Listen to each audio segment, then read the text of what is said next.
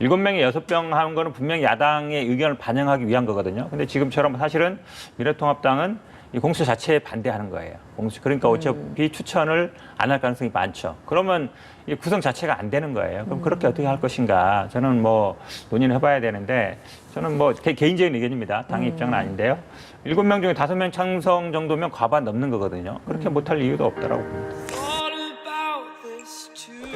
네, 7월 임시국회에서 부동산 관련 법안 그리고 공수처 후속 법안이 통과됐죠. 이 통과되자마자 민주당 곧바로 공수처 출범을 위해서 드라이브를 걸고 있습니다. 영상 구성을 통해서도 이해찬 대표의 발언을 들으셨습니다만 18일까지, 그러니까 8월 임시국회가 시작되는 18일 전까지 후보 추천위원을 좀 선임해달라라는 요청을 한 상황입니다. 그러면서 다른 대책을 세울 가능성까지 좀 시사를 했거든요. 그 다른 대책이라는 것 실제로 그러니까 법 개정을 할 가능성까지 염두를 해두고 한 발언이라고 봐야 되는 겁니까? 저는 뭐 가능성을 열어놨다라고 보는 게 맞는 것 같습니다. 왜 그러냐면 다 아시다시피 7분이 추천위원인데 그중에 6명이 찬성해야 되거든요. 그중에 이제 어쨌든 2명은 야당의 몫인데 예. 만약에 2명이 만약에 추천을 안 들어오거나 반대를 하면 없는 상황이에요. 근데 지금은 추천 자체를 안 하고 있죠. 일단 구성을 해야 되거든요. 구성을 해야 그다음에 후보자를 올리고 거기서 찬성반대 토론이 이루어지는데 지금은 추천을 자체를 안 하고 있으니까 그러니까 어떤 거랑 좀 비교해 봐야 되냐면 사실은 이 공수처라는 게 상설특검하고 비슷합니다. 근데 우리 상설특검법도 다 이렇게 비슷하게 돼 있어요. 법원, 검찰, 변호사단체하고 그다음에 여야에서 추천하는 식으로 돼 있는데 상설특검법에는 과반 찬성으로 돼 있습니다. 7명 중에 4명 찬성으로 돼 있어요. 그러니까 물론 7명 중에 6명 찬성을 둔 이유는 야당의 의견을 반영하라는 취지인데 만약에 위원 추천 자체도 안 한다 그러면 이게 어쨌든 법은 7월 15일부터 시행하게 돼 있는데 추천 자체도 못 하는 거거든요. 본다 그러면 좀 일단은 야당을 좀 압박하는 취지도 있지만 만약에 안 되면 어떤 방식으로든지 간에 뭐 법을 개정할 가능성도 열어뒀다라고 보는 게 맞는 것 같습니다. 예. 부원장께서는 이해찬 대표의 이 발언 어떤 배경에서 나온 거라고 보십니까? 애초에 이런 의도를 가지고 있었던 거죠. 지금 민주당 법제사법위원회 간사인 백혜련 의원이 공수처 3법을 할 때 운영규칙에 교수단체를 변경 지목해서 추천을 받는 내용을 넣었다가 뺐지 않습니까? 그 이후에도 백혜련 간사가 통합당이 응하지 않으면은 법을 개정할 수 있다라는 취지의 말을 며칠 전에 했었고요. 그 연장선상에서 지금 이해찬 대표께서 하신 거기 때문에 제가 볼 때는 뭐 예상국회 넘어가기 전에 8월 국회든 정기국회든 법률 개정에 민주당이 기존의 방식대로 압박하는 방식으로 나설 거다 이렇게 예상합니다. 그럼 통합당은 어떤 입장인가요? 통합당은 뭐 처음부터 일관된 입장입니다. 헌법재판소에 지금 위헌 심판 청구를 해놨고 법원에다가 공수처법 효력 정지 가처분 신청을 해놨으니까 그 둘 중에 어떤 게 받아들여지든지 가처분 신청이 받아들여져도 법률의 효력이 상당 부분 뒤로 밀리게 돼 있으니까요. 그 입장을 지금 그대로 유지하고 있습니다. 그러면서도 추천위원 선임을 하는 현실적인 방안도 고려를 하고 있다. 이런 이야기도 있던데 실제로 좀 이 부분에 있어서는 당내에서 목소리가 좀 어느 정도인 건가요? 당내에서 목소리 크게 낼 수 있는 입장은 아니고요. 추천위원 2분을 당에서 마음을 먹고 한다는 건 시간상으로 그렇게 어려운 문제는 아니니까 원내 지도부에서 여러 가지 가능성을 염두에 두고 수를 계산하고 있을 겁니다. 네, 그런 맥락이라고 봅니다. 통합당은 계속 같은 입장이 유지되고 있는 것 같거든요. 그러니까 뭐 헌재 판단을 기다린다는 건 뭐 그동안 여러 번 얘기가 나왔지만 입법부의 역할을 반기하는 거죠. 우리가 어떤 법을 해서 시행을 할 때 재판 결과 기다리지는 않거든요. 그러니까 법원에서야 뭐 민사재판 할 때 형사재판 결과 기다린다 이런 얘기 하지만 입법부에서 그런 일은 없고요. 거의. 그다음에 뭐 이게 위헌이라는 것도 또 주장도 타당하지 않습니다. 왜냐하면 지난번에 뭐 기억하다시피 이 사보임에 대해서 권한쟁의 심판 기각됐었거든요. 그러니까 절차상 문제 없는 것이고 그다음 내용상도 뭐 어느 헌법 기관에 속하지 않는다 그러는 건데 뭐 국회에서 결의한 거를 헌재에서 위헌 때릴 가능성 별로 없다고 보는데 저는 뭐 두 가지 여러 가지 그러니까 저도 아까 말씀하신 것처럼 운영 규칙으로 바꿔가지고 야당이 갖고 있는 추천권을 뺏을 수는 없어요. 왜냐하면 그거는 법 밑에 있는 거니까 운영 규칙은. 근데 아까 제가 언급한 것처럼 결의 방법. 7명이 6명 하는 거는 분명히 야당의 의견을 반영하기 위한 거거든요. 근데 지금처럼 사실은 미래통합당은 이 공수처 자체에 반대하는 거예요. 그러니까 어차피 추천을 안 할 가능성이 많죠. 그러면 이 구성 자체가 안 되는 거예요. 그럼 그렇게 어떻게 할 것인가? 저는 뭐 논의를 해봐야 되는데 저는 뭐 개인적인 의견입니다. 당의 입장은 아닌데요. 7명 중에 5명 찬성 정도면 과반 넘는 거거든요. 그렇게 못할 이유도 없다라고 봅니다. 알겠습니다. 윤석열 총장의 발언 논란 여전히 거셉니다. 특히 그간 공식 입장을 보이지 않았던 민주당 지도부도 윤 총장 사퇴를 요구하는 발언을 했단 말이죠.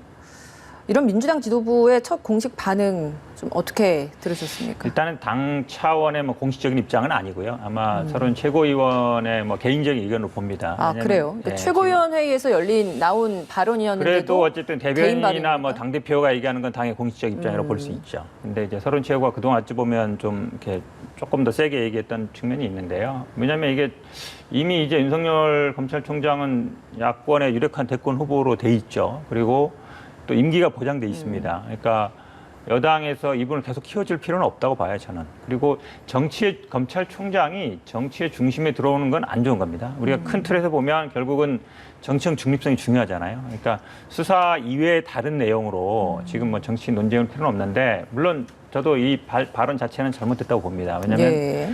독재와 전체주의라는 표현을 주호영 원내대표가 교섭단체 할 때 여러 번 쓰셨어요. 그리고 계속 입법 독재라 얘기하고 있고, 이제 거기에 호응하는 발언인 건 맞거든요.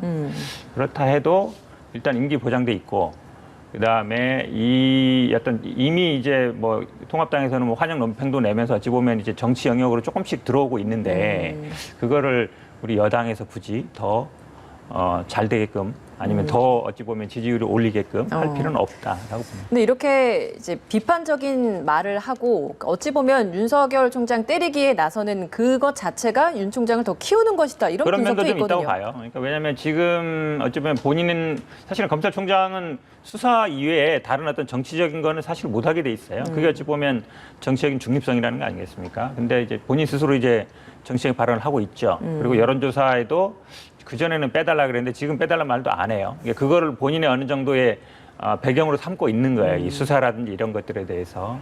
그러면 사실은 뭐 선택하는 게 맞죠. 정치를 할 건지 검찰총장을 할 건지. 제가 봐도 뭐 정치적인 발언을 할 거라면 그만두는 게 맞다고 보는데, 예. 어쨌든 지금 스스로 약간 조금씩 정치 영역으로 들어오 있는 거를 뭐 본인이 결단하기 전에 뭐 여당에서 먼저 정치를 하라, 이렇게 제가 할 필요는 없는 것 같습니다. 네, 검찰총장의 발언에 대해서 입장을 내놓는 건 뭐 통합당도 마찬가지인 것 같습니다. 물론 결은 다른 입장입니다. 그러니까 통합당은 윤 총장 지키기에 조금 더 집중을 하고 있는 것 같거든요.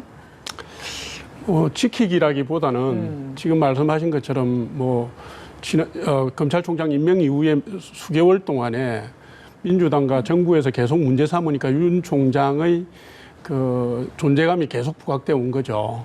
지금 뭐 예를 들면 자유민주주의는 법의 지배로 이루어진다라든가, 그다음에 독재와 전체주의, 다를스 민주주의에 대한 부분에 대한 얘기는 어떻게 마음을 놓고 보면은 일반적인 얘기라고도 할 수가 있습니다. 근데 그간에 지난 몇 개월 동안 쌓여온 관심과 공격, 방어, 이 논리가 적용이 되니까 정치화돼 버린 거거든요. 그런데 이제 서른 최고위원 같은 경우에 그만둬라, 뭐 또 김두관 의원 같은 경우는 회의만을 제출해야 된다, 이런 식의 정제되지 않는 발언 나오는 것 자체가 집권 여당으로서 상당히 문제가 있는 겁니다.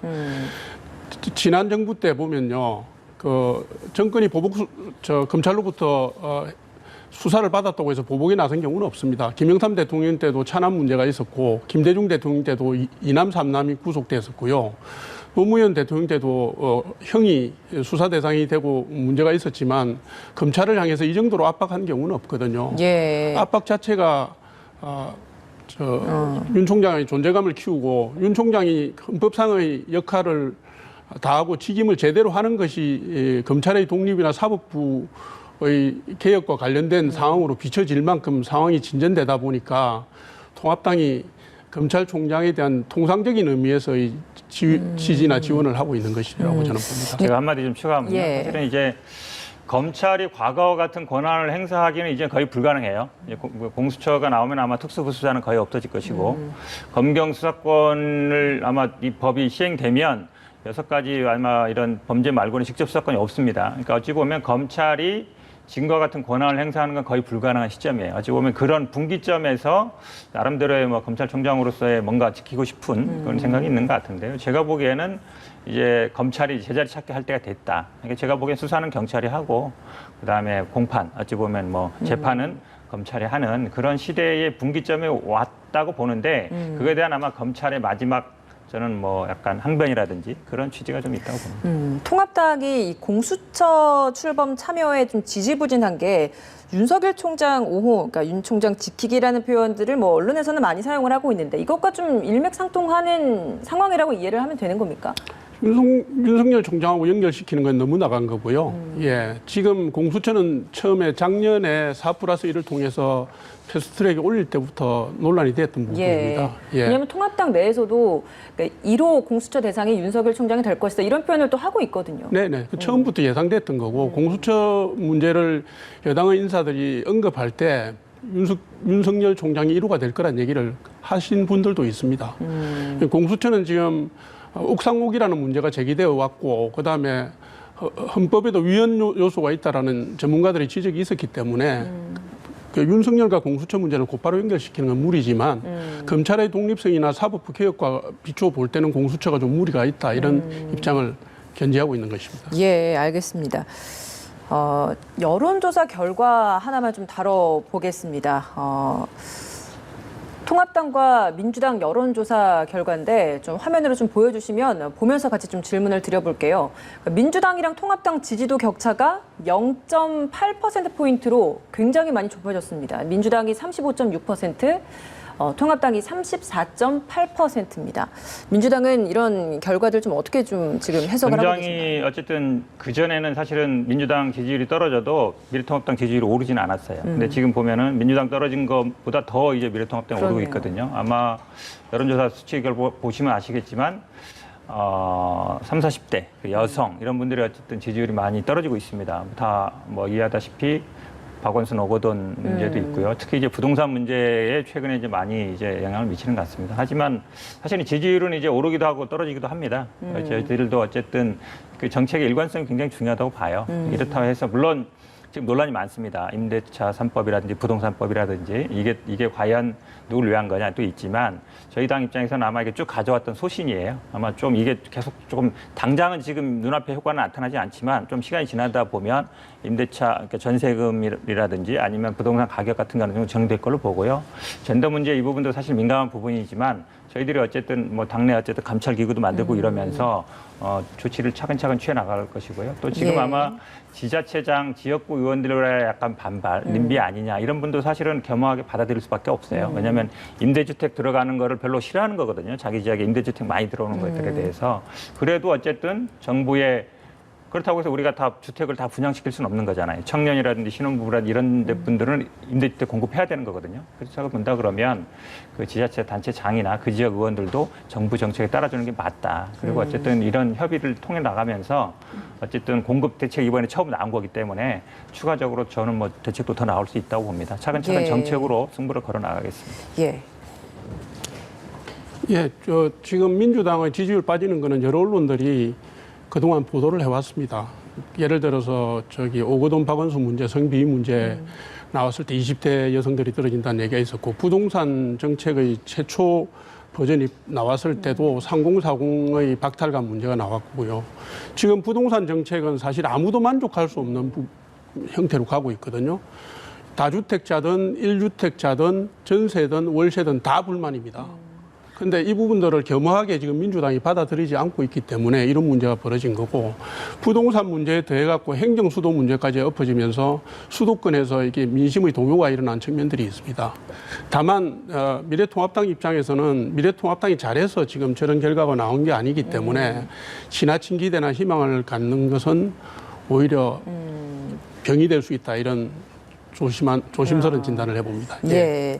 자연스럽게 부동산 관련 질문을 드려봐야 될 것 같습니다. 8.4 부동산 대책, 그러니까 공급 관련된 방안이 발표된 후에 논란이 민주당 내에서 먼저 나왔습니다. 앞서 잠시 좀 언급해 주셨던 것처럼 대책 발표되고 4시간가량밖에 지나지 않은 상황에서 관련 지역구에 있는 자치단체장 그리고 지역구 의원들 반대하는 목소리가 터져 나왔고 당과 사전에 이렇게 우리와 사전 협의가 되지 않았다 이런 이야기를 했단 말이죠.